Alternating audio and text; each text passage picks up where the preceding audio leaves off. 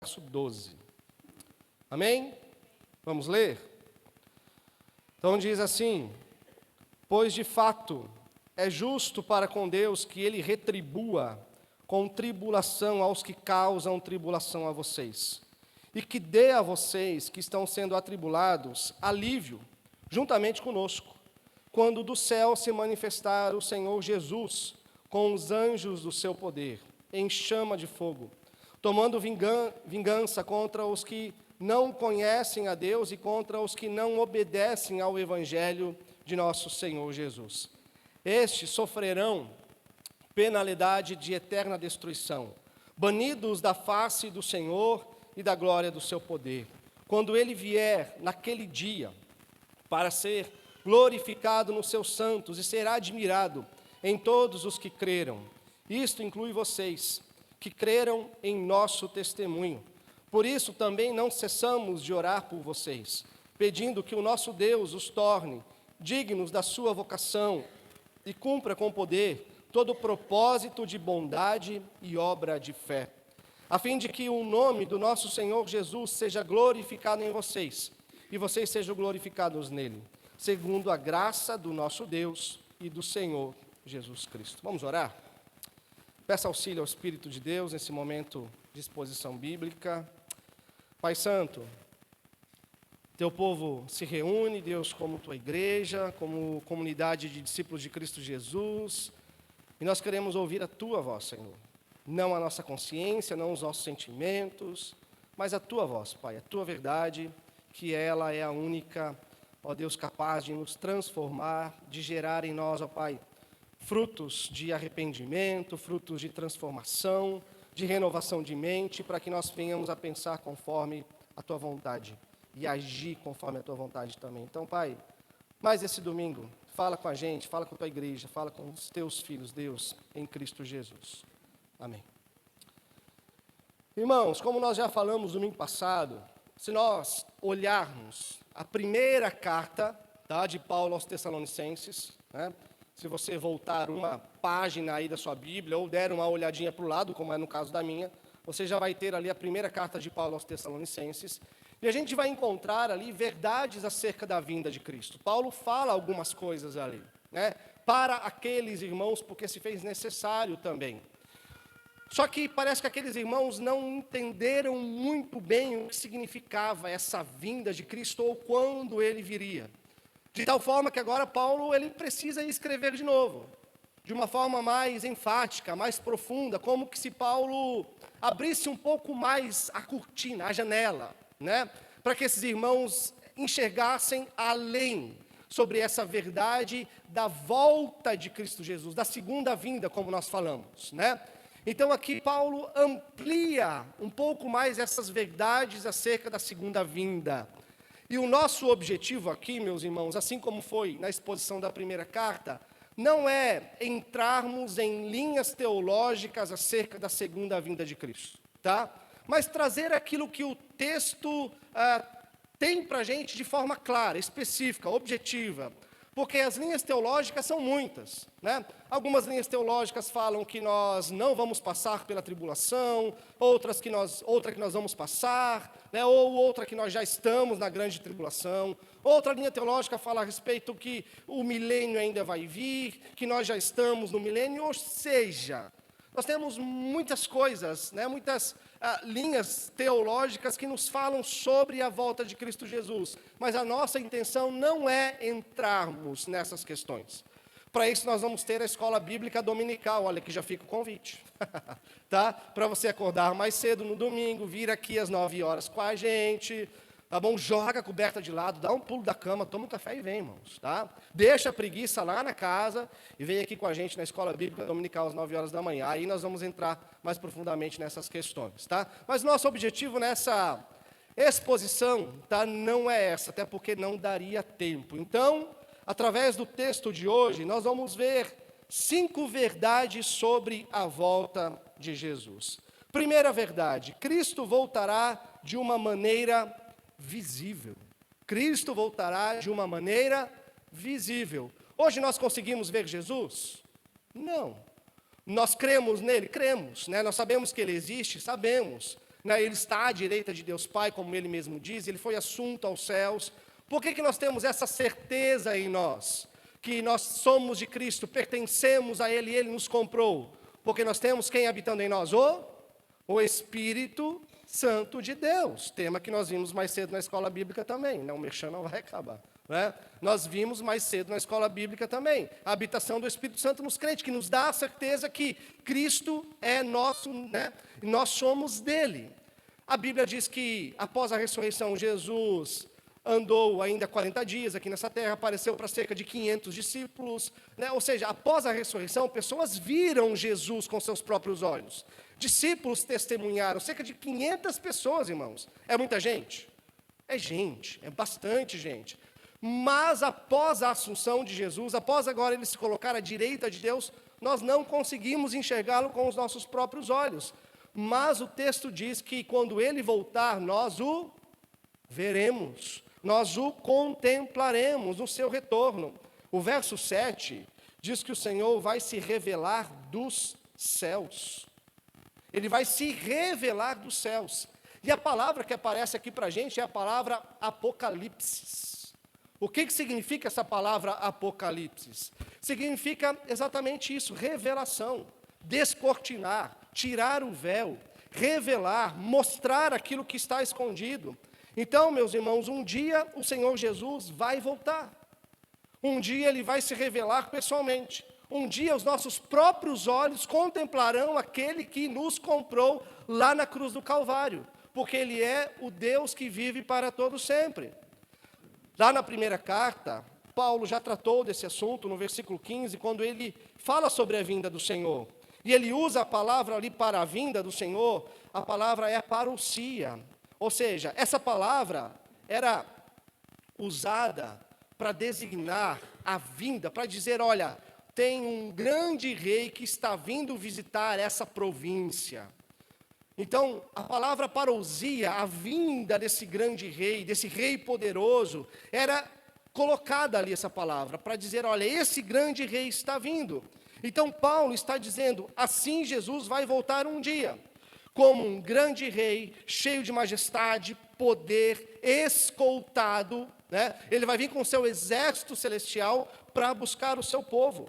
Mateus 24:30, Jesus, no seu sermão acerca dos últimos tempos, dos últimos dias, ele diz assim, então aparecerá no céu o sinal do Filho do Homem. Todos os povos da terra se lamentarão. E olha o que ele diz. E verão o Filho do Homem vindo sobre as nuvens do céu, com poder e grande glória. Percebe? Todo olho o verá. Todo olho o contemplará. Irmãos, quando Jesus voltar, todas as pessoas verão a Ele. Não vai ter essa volta secreta de Cristo. Já ouviram falar sobre uma questão da volta secreta de Cristo? Não é uma volta secreta. Quando Cristo voltar, quando Cristo vir sobre as nuvens, como nós já vamos ver, todo olho verá, todo olho contemplará seu poder e sua majestade. Apocalipse 7 diz que ele virá com as nuvens e todo olho o verá também.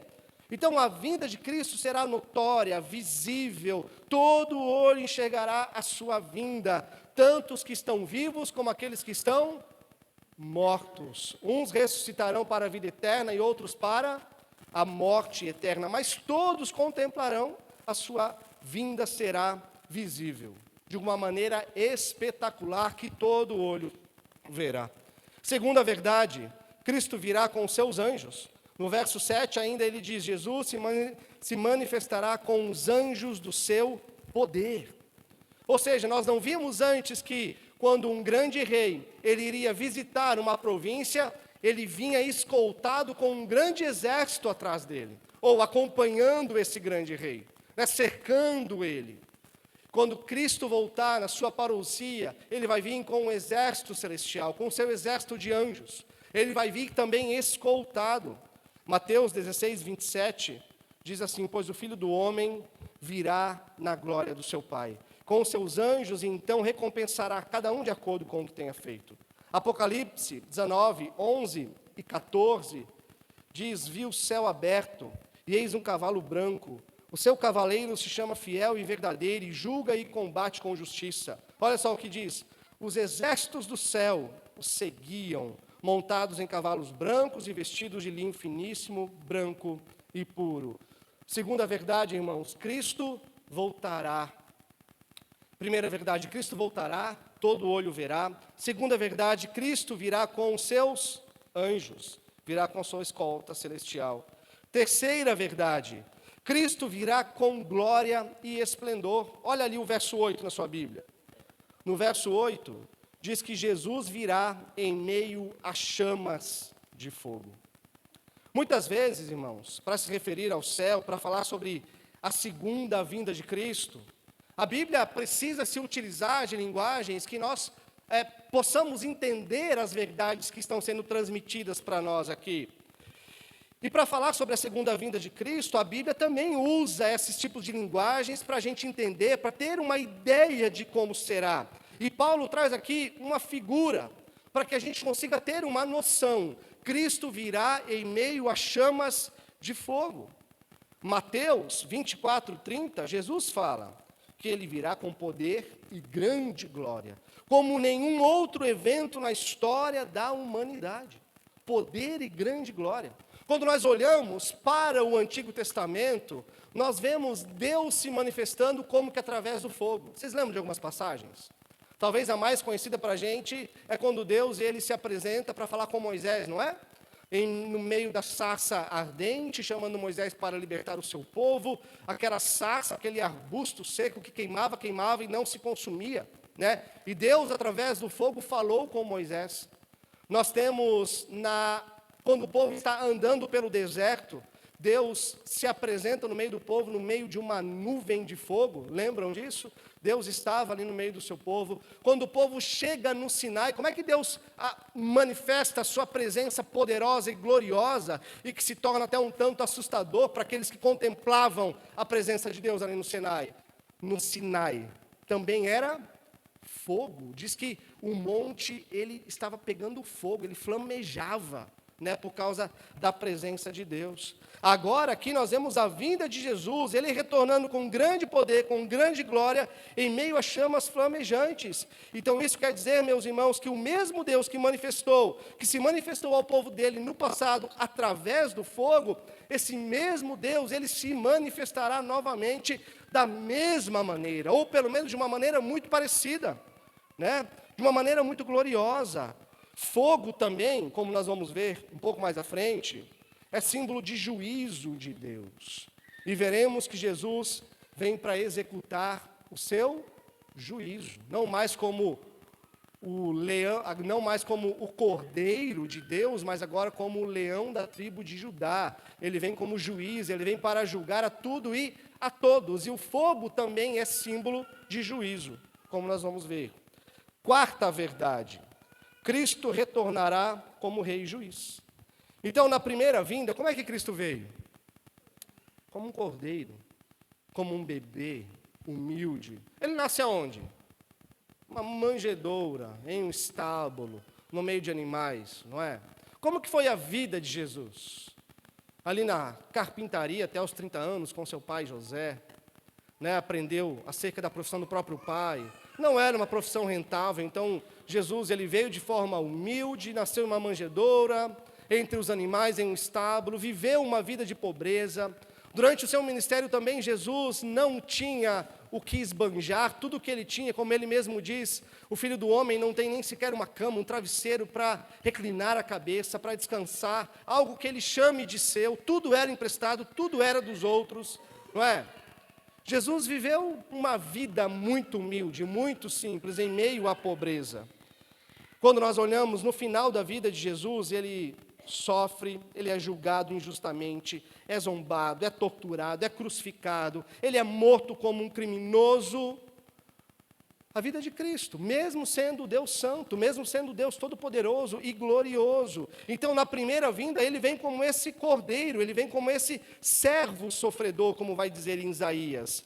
Mas na segunda vinda, a gente vê aqui que ele não vem mais para sofrer, ele não vem mais em humilhação. Como é que Cristo vem agora? Ele vem em poder, ele vem em glória, ele vem em majestade. Ele vem como juiz. Ele vem para reinar, ele vem para julgar a terra. E ele julgará retamente os homens, meus irmãos. Por isso, nós também temos aqui o fogo, a presença, a figura do fogo. Porque, como nós vimos no Antigo Testamento, o fogo é símbolo da presença de Deus.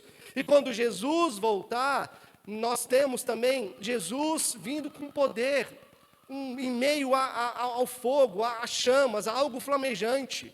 Né? Quando ele voltar, nós vamos entender muito bem o que esse texto quer dizer. Isso também é sinal da presença de Deus, mas também do juízo de Deus, da purificação que Deus realiza. Então, se ele também vai vir como juiz, se o fogo simboliza o juízo de Deus, a purificação de Deus, para quem é que Jesus vai vir como juiz? Para quem?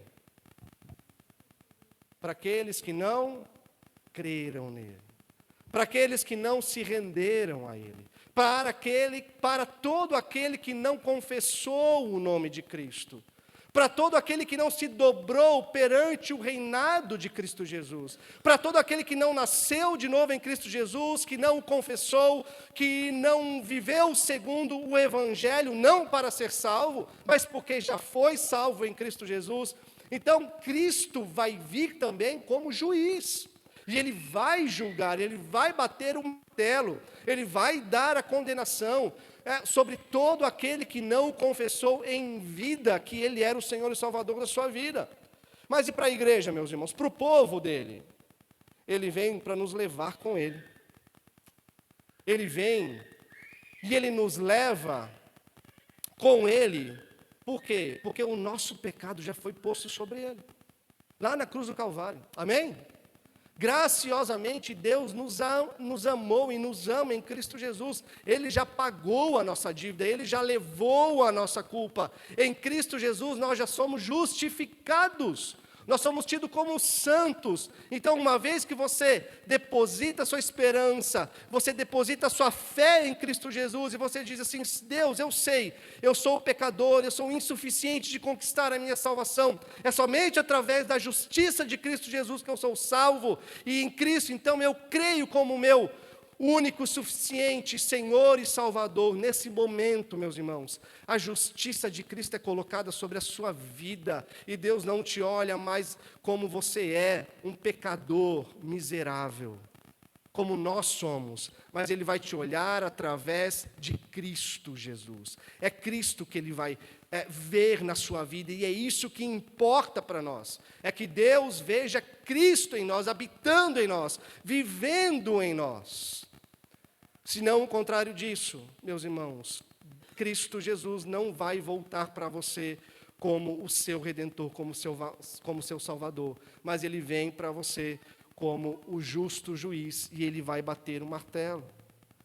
Por isso, Apocalipse 19 diz que Ele vem como aquele que tem olhos de fogo, porque nada escapa diante dos seus olhos, que conhece todas as coisas, e Ele julgará com retidão os ímpios. Olha o versículo 6 comigo. O versículo 6 diz assim: pois de fato é justo para com Deus que Ele retribua com tribulação aos que causam tribulação a vocês. Então, olha só, nós já vimos qual era o contexto da igreja de Tessalônica. Desde o dia em que ela foi fundada, ela passou por perseguição, vai ver, não é mesmo? Ela passou por dura perseguição, por muita tribulação. Aqueles crentes estavam sofrendo por confessar a fé em Cristo Jesus, meus irmãos. Eu sei, isso está muito distante da gente, né? A gente olha para isso e, isso não faz parte da minha vida, da minha existência, não faz parte dos meus dias. Então, a gente não dá muita bola para isso, né? Mas aqueles crentes, de fato, sofriam. Outros crentes, nos nossos dias, hoje, também sofrem. Dê um Google aí e escreva, digite aí, missões portas abertas, que você vai ver toda a igreja perseguida em todo o mundo, e ver que essa realidade ainda atinge milhares e milhares de cristãos. A fé cristã, meus irmãos, é a fé mais perseguida no mundo hoje. Vocês sabiam? Muitos cristãos, enquanto nós estamos aqui, né, de forma livre, nós podemos nos assentar, podemos cultuar, as nossas portas estão abertas. Todos os que passam aqui na frente vê a placa de uma igreja, olha só. né? Eles dizem, olha, ali tem uma igreja e ninguém entra aqui jogando pedra, ninguém entra aqui com metralhadora, nós continuamos cultuando a Deus de forma livre. Mas em outros lugares isso não pode acontecer nesse exato momento, né? E nós não damos o devido valor para isso, né? Muitos crentes talvez queriam, nesses dias em que eles vivem, talvez ter uma escola bíblica dominical, olha só, né? Para se aprofundarem na palavra, para beber mais da palavra, mas eles precisam cantar até mesmo baixinho, porque a igreja está sendo perseguida. Mas olha só, aqui nós temos uma mensagem para todos os que sofrem por causa da fé. Nós temos um encorajamento, meus irmãos, ao saber que Deus um dia fará justiça plena, definitiva. Um dia Deus punirá aqueles que causam tribulação à igreja de Cristo e que nunca se arrependeram, que nunca confessaram a Cristo. Então, olha só, Paulo usa a palavra aqui, retribuir. Ele vai retribuir a esses que perseguem a igreja de Cristo. Por que ele usa a palavra retribuir? Porque realmente o que vai acontecer é um acerto de contas.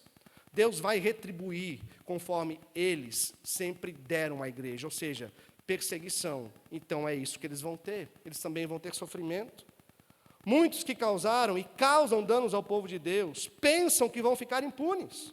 Porque afinal de contas, realmente às vezes nada acontece, mas chegará o dia em que será na vinda de Cristo, ali será o grande acerto de contas com aqueles que não confessaram a Cristo. Se eles deram tribulação à igreja, o que eles vão ter? Também tribulação. Só que essa tribulação não será momentânea. A tribulação do crente aqui é momentânea, não é? A tribulação é momentânea. São momentos, alguns mais, outros menos, mas é momentâneo. Um dia, como nós vamos ver um pouquinho mais à frente, nós vamos usufruir de uma paz total. Mas aqueles que causam tribulação hoje terão uma tribulação eterna, né? E olha só o verso 8. Verso 8, Paulo diz, completando o verso 6, em chama de fogo, tomando vingança contra os que não conhecem a Deus e contra os que não obedecem ao evangelho de nosso Senhor Jesus. Muitos dizem, não, Deus não castiga. Deus não pune, Deus é só bondade, Deus é só amor. Mas não é isso que a Bíblia nos ensina, meus irmãos. Deus é amor? Ele é. Tanto Ele é amor que para nos amar, Ele precisou punir os nossos pecados no Seu próprio Filho, para que nós pudéssemos ser aproximados dEle e tivéssemos paz. Deus não é injusto, meus irmãos. Ele não deixaria com que os nossos pecados, ou com que Ele fizesse vista grossa para os nossos pecados.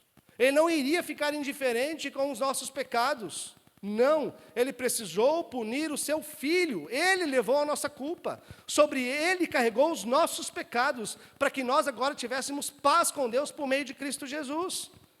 Então Deus é amor, mas Ele precisa punir o pecado. Por isso que a Bíblia diz que Ele é vingador, Ele é justo. Deus, Ele é vingador, pastor? É. Mas, irmãos, Ele não é vingador conforme nós somos. Quando nós procuramos vingança, nós procuramos baseado no ódio, na raiva que nós estamos sentindo. E nós não temos santidade e retidão suficiente para aplicarmos vingança justa. Vingança nem sempre é uma palavra ruim. Para nós é, para Deus não. Porque Deus, Ele vinga como? Conforme a sua santidade, conforme a sua bondade, conforme o seu amor, conforme a sua retidão. Nós não temos retidão, Deus somente é reto. Nós julgamos conforme motivações, nós somos inclinados, nós compramos lado. Deus não, Ele julga retamente, Ele é santo. E Ele tem um amor que não é tocado pelo pecado como o amor que nós temos. Por isso que Ele pode vingar de forma reta e justa. Então, como Deus é justo, meus irmãos, Ele salva os que creram em Jesus, porque Jesus levou os nossos pecados. E no céu eles terão vida eterna. Mas os que não creram? Os que não creram, meus irmãos, Ele aplicará a sua justiça, dando a eles a justa condenação de uma eternidade no inferno. E Paulo diz aqui no verso 8, ele diz, não conhecem a Deus. A questão aqui do não conhece não é que eles não sabem quem é Deus, mas é os que não estão em aliança com Deus, os que não creram em Deus, os que não fazem parte do povo de Deus, os que não se renderam a Cristo Jesus. Pode até ser que muitos desses tenham seu nome no rol de membro de uma igreja. Ouviu falar de Deus, sabe explicar sobre quem é Deus. Ouviu das Escrituras, sabe muita coisa da Bíblia. Mas talvez ele não conhece a Deus de forma pessoal. Talvez ele não foi transformado pela presença santa desse Deus. Ele sabe intelectualmente sobre o Evangelho, sabe explicar o que é o Evangelho de Cristo, mas nunca foi de fato transformado pelo Evangelho de Cristo. Esses não conhecem a Deus. Então, meus irmãos, esses que nunca creram, nunca foram transformados, nunca obedeceram ao Evangelho, esses serão atingidos pela vingança de Deus. E nós, como igreja, meus irmãos, então, temos sempre que pregar o Evangelho para todas as pessoas. A oferta do Evangelho é para todos, todos. A oferta da graça é para todas as pessoas. E como a gente diz, a palavra de Deus nunca volta vazia. Tanto para a salvação, quanto para a condenação. Aqueles que a palavra de Deus frutifica no coração, que confessam a Cristo, esses têm vida eterna. Aqueles que rejeitam a mensagem do Evangelho, esses terão um juízo eterno. E no verso 9, Paulo ainda continua, ele diz: estes sofrerão penalidade de eterna destruição, banidos da face do Senhor e da glória do seu poder. Nós estamos vindo sobre a segunda vinda de Cristo, irmãos. Aqui Paulo amplia a verdade dessa volta. Ele mostra aqui a penalidade por rejeitar a salvação do Senhor. Qual que é a penalidade? A destruição eterna. E a palavra aqui para destruição eterna, meus irmãos, é a palavra oleteros. O que essa palavra ela quer dizer? Porque ao contrário do que a palavra destruição pode significar para a gente no português, né? Ou seja, quando nós pensamos que algo será destruído, o que nós estamos imaginando? Que algo deixará de existir completamente, destruído, não é verdade? Mas essa palavra aqui, oleteros, no grego, refere-se à ruína, perda de tudo o que dá valor à vida, separação daquilo que traz plenitude, separação da divindade, isolamento, ou seja, é uma destruição eterna, é uma ruína eterna, um isolamento eterno. Então, esses não serão aniquilados como muitos pensam, na aniquilação daqueles que não creram, não. Essa destruição não fala sobre aniquilação, mas eles serão separados da presença santa e bondosa de Deus. Separados da presença bondosa, graciosa, amorosa, misericordiosa, da face amorosa do Senhor. Uma destruição eterna, para experimentarem apenas da ira eterna do Senhor sobre os seus pecados. Meus irmãos, eu sei que é uma pregação demodê em nossos dias, né? Não está muito na moda a gente falar sobre o inferno hoje, né? Fala sério, né? Mas vocês sabiam que Jesus falou muito mais no inferno das suas pregações do que sobre o céu? Ele falou muito mais sobre o inferno do que sobre o céu. Por quê? Porque a realidade do inferno é uma realidade que existe, irmãos. O que nós encontramos lá no capítulo 1 de Apocalipse, quando nós temos ali a descrição do próprio Cristo? O que ele diz? Eu sou aquele que tenho as chaves do céu e do inferno. Quem é o rei sobre o inferno? O próprio Cristo. Ele reina sobre tudo e sobre todos. Sobre todo o principado e sobre toda a potestade. Deus, o Pai, lhe deu todas as coisas para que ele subjugasse todas as coisas. Para que ele governasse, reinasse sobre todas as coisas. Não é a música que nós cantamos ali? Qual que é o centro de todas as coisas? Cristo Jesus. Então Jesus alertou sobre a existência do inferno sem fim, meus irmãos, para que nós possamos correr para a oferta da graça. E o nosso destino não ser o inferno. Ele veio para morrer, meus irmãos, para nos dar amor, salvação eterna nele, para que a gente não seja lançado nessa realidade infernal. Mas para isso, pela graça, eu preciso me render a Cristo Jesus. Amém? Você precisa se render a Cristo Jesus. Você precisa viver como um servo de Cristo Jesus. Deixar o seu coração, todo o seu eu, todo o seu ego aos pés da cruz de Cristo. E viver uma vida de transformação por Cristo. Meus irmãos, o inferno é o pagamento dos nossos pecados. Se você não confessar a Cristo, aquele que pagou pelos seus pecados na cruz, aquele que na cruz do Calvário suportou o peso do inferno sobre os seus ombros, se você não confessá-lo, se você não se render a Ele, você terá que pagar pelos seus próprios pecados. Qual que é o valor da nossa dívida contra Deus? É um valor de eternidade. Então, meus irmãos, que nós todos estejamos juntos no dia da volta de Cristo, amém?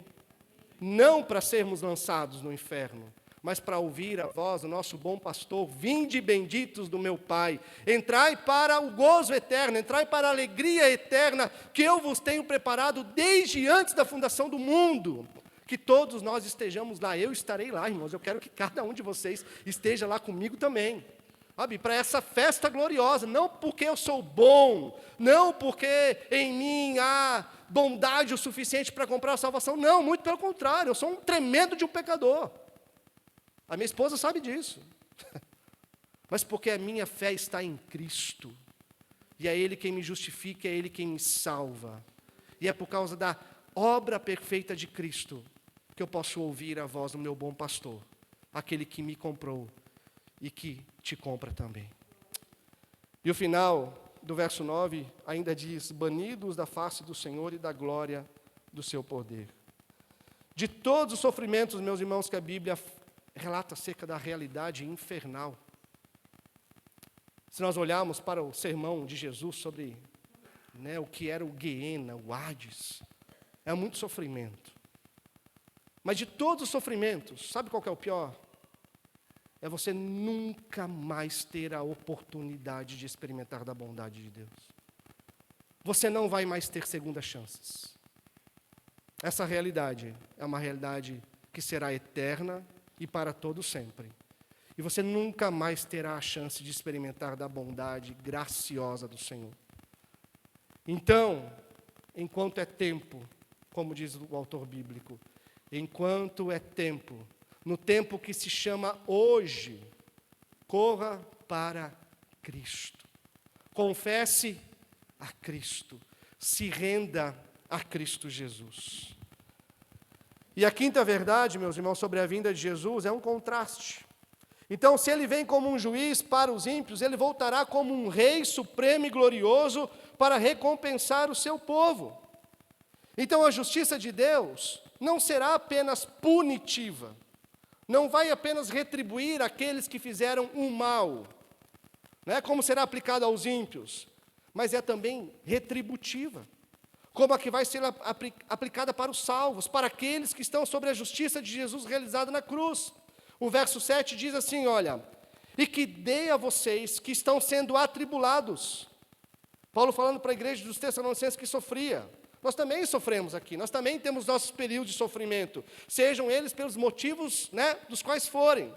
Ele diz: e que dê a vocês que estão sendo atribulados alívio quando do céu se manifestar o Senhor Jesus.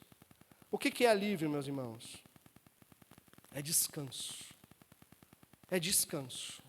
Em Cristo Jesus nós descansamos. Em Cristo Jesus nós literalmente entregamos o nosso fardo. De novo, vocês já leram o livro Peregrino? Lembram do cristão? Ele carrega um fardo pesadíssimo, saindo da cidade da destruição, porque ele ouviu a notícia que a cidade vai ser destruída, tem um juízo que está vindo, e olha que bênção, ele reconhece, ele tem um fardo pesado nas suas costas. Isso é bênção, irmãos. O dia em que nós conseguimos enxergar o fardo pesado nas nossas costas, porque é sinal que nós encontramos que nós somos pecadores. Sabe por que isso é bom? Porque se nós enxergamos que nós somos pecadores, é sinal que nós temos um Salvador diante dos nossos olhos também. E o cristão, ele caminhou até chegar em um lugar onde ele encontra uma cruz, e ali naquela cruz, os fardos, ele nem deposita aquela mochila, mas o fardo, fala que o fardo ele cai das suas costas. O fardo cai das suas costas. Meus irmãos, em Cristo Jesus nós descansamos. Somente na eternidade? Não! Nós descansamos aqui e agora. Porque através de Cristo Jesus nós não precisamos conquistar a nossa salvação. Nós vamos realizar boas obras em gratidão à salvação que nós já temos através de Cristo. Em Cristo nós descansamos das nossas obras. E na eternidade? Daí nem se fala, né? Na eternidade nós teremos descanso pleno, irmãos. Não vai ter presença de pecado, não vai ter sofrimento, não vai ter dor, não vai ter choro, não vai ter morte. Vai ser apenas paz e harmonia e o conhecimento eterno do nosso Deus que é eterno. A palavra alívio aqui era usada para quando um guerreiro esticava, sabe? Quando se estica a corda do arco para atirar a flecha. E a corda fica como? Ela fica tensa. Mas quando solta a corda, ela relaxa. Essa é a ideia. Então imaginem isso aqui para os crentes de Tessalônica, que passavam por perseguição, tribulação, de uma maneira que talvez a gente aqui não vai entender. Eu não sei quanto tempo ainda que a gente tem uma liberdade plena no Brasil. Talvez essa liberdade seja breve. Nós não sabemos. Mas aqui nós até passamos por dificuldade. Mas a gente não tem ideia do que aqueles irmãos passavam. Mas eles podem ter esperança? Podem. Porque um dia esse alívio virá de forma plena. Como eu disse antes, aqui a gente sofre. Alguns em uma medida maior, outras em uma medida menor, mas a gente tem os nossos sofrimentos. Talvez até por causa da fé. Você sofra algum tipo de ofensa, de pessoas que talvez não querem andar perto de você porque sabem que você é crente, que você é cristão. Né? Eu sei que evangélico hoje, ser evangélico está na moda, mas imitar a Cristo é outra questão. E como Paulo diz a Timóteo, aqueles que querem viver piedosamente em Cristo Jesus, o que vai acontecer? Serão perseguidos. Não por causa das coisas que você não pode fazer, porque quando as pessoas olham para o crente, a primeira coisa que elas veem, esse aí não pode fazer um monte de coisa. Não é verdade? Esse aí não pode fazer um monte de coisa, mas não é isso. Não é a questão do não fazer, é a questão do se imitarmos a Cristo Jesus verdadeiramente. Muitos daqueles que talvez estão do nosso lado não vão desejar estar. Então, meus irmãos, como a gente olha aqui para a igreja dos Tessalonicenses, eles encontram esperança, porque se eles estavam sofrendo naquele tempo, Paulo está dizendo, Cristo vai voltar. Ele vai retribuir a esses que perseguem vocês também com tribulação, mas vocês, na volta de Cristo, receberão apenas a paz que Ele pode dar. A mesma coisa para a gente, meus irmãos, a esperança. A gente passa por sofrimentos e tribulações, mas são momentâneos, não é? Paulo não fala para a gente, em Romanos 8, que a nossa breve e momentânea tribulação aqui não pode ser comparado com a glória que há de ser revelado no dia da volta de Cristo? Então nós enfrentamos tribulações, às vezes momentos de bonança, às vezes sofremos, às vezes não sofremos, mas haverá um dia que Cristo voltar e o sofrimento não será mais uma realidade nas nossas vidas. Então, meus irmãos, caminhando para a conclusão, nós temos o propósito da esperança nos versos 11 e 12.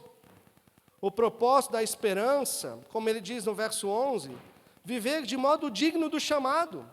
Ele diz assim, Paulo, conscientes disso, não cessamos de orar. Olha só, para quê? Por vocês, para que o nosso Deus os faça dignos da sua vocação. Ou seja, o que é sermos dignos da nossa vocação? Quer dizer que, se um dia nós desfrutaremos de uma vida sem pecado, reta, essa vida, ela precisa aparecer aonde? Somente na eternidade ou aqui já? aqui. Por isso nós precisamos andar, meus irmãos, vidas dignas da nossa vocação. Em meio às tensões, pressões, injustiças desse mundo, em meio aos sofrimentos, nós temos um propósito principal: continuar testemunhando a Cristo. E ele diz no verso 11: e cumpra com poder todo o propósito de bondade e obra de fé. Ou seja, o alívio definitivo será na eternidade. Mas o poder para a gente resistir ao pecado nos é dado quando? Hoje. Então, meus irmãos, isso aqui é um chamado para a gente não caminhar por força própria. O mesmo Deus que é poderoso, que se revelou poderoso no Antigo Testamento, que se revela poderoso no Novo Testamento, que se revela poderoso na sua segunda vinda, é o Deus, meus irmãos, que nos dá poder o suficiente para a gente viver aqui e agora, testemunhando a vida de Cristo em nós. Amém? E no verso 12, o alvo supremo é a glória de Jesus, a fim de que o nome do nosso Senhor Jesus seja glorificado em vocês, e vocês sejam glorificados nele, segundo a graça do nosso Deus e do Senhor Jesus Cristo. Meus irmãos, aqui está o ápice de tudo. No dia da sua vinda, o mundo verá a glória de Cristo. Somente nele? Não. Aonde mais? Na sua igreja. Na sua igreja. Então, irmãos, quando você sofre por amor a Cristo e não nega a sua fé, Ele é glorificado. Quando você passa por pressões nesse mundo para ceder aos valores fundamentais da sua fé, e você não cede e dá o bom testemunho, quem que é glorificado? Cristo é glorificado. Quando você age como tem que viver aqui nesse mundo, como um discípulo, aquele que imita a Cristo em toda a sua vivência, com todos os seus passos, você testemunha de Cristo, e Cristo é glorificado. Então, irmãos, como a gente viu, a colheita do ímpio, ela é terrena, passageira, termina em ruína. A colheita do crente pode ser dolorosa agora, mas ela é eterna, bendita e cheia de alívio. Eu lembrei de uma historinha agora, espero que eu lembre ela toda, é bem curtinha. Tinham dois agricultores, um era cristão, crente, e o outro era ateu. E para esse agricultor crente, aliás, o ateu, tudo ia muito bem. Ele prosperava, ele plantava e colhia. A sua família estava indo muito bem. As suas colheitas estavam sendo cada vez mais produtivas. Mas o agricultor crente passava por doença, nem tudo estava bem na sua casa, como ele gostaria. Ele plantava e não colhia como ele esperava. E aí um dia esse agricultor ateu chega para o crente e fala assim: olha aí, está vendo? Olha, eu nem sigo esse Cristo que você segue aí, para mim tudo vai bem. Na minha casa eu só colho paz, a minha produção está indo bem, muito bem. E olha só como está a sua vida. Aí esse agricultor crente, ele fala: é verdade, você pode estar colhendo muitas coisas agora, mas para nós cristãos, nós sabemos de uma colheita eterna, da qual vocês não podem conhecer agora. Né, meus irmãos? Então é isso que nós esperamos. Quando Cristo voltar, nós participaremos de uma colheita eterna, que embora a gente não usufrua dela aqui agora, mas na eternidade nós vamos usufruir de forma plena. Então, não desanimem diante das dificuldades da vida. Esse é o grande chamado de Paulo para a gente hoje. Esse é o grande encorajamento de Paulo para a gente hoje. Pode chamar as crianças ali, Mônica, por favor? Irmãos, nós padecemos algumas coisas aqui, mas qual é a nossa esperança? Nós olhamos para o aqui ou para o amanhã glorioso? Para o amanhã glorioso. Que nós sejamos de Cristo, que nós estejamos de Cristo, que você seja encontrado em Cristo. Amém? Amém. Deus seja louvado.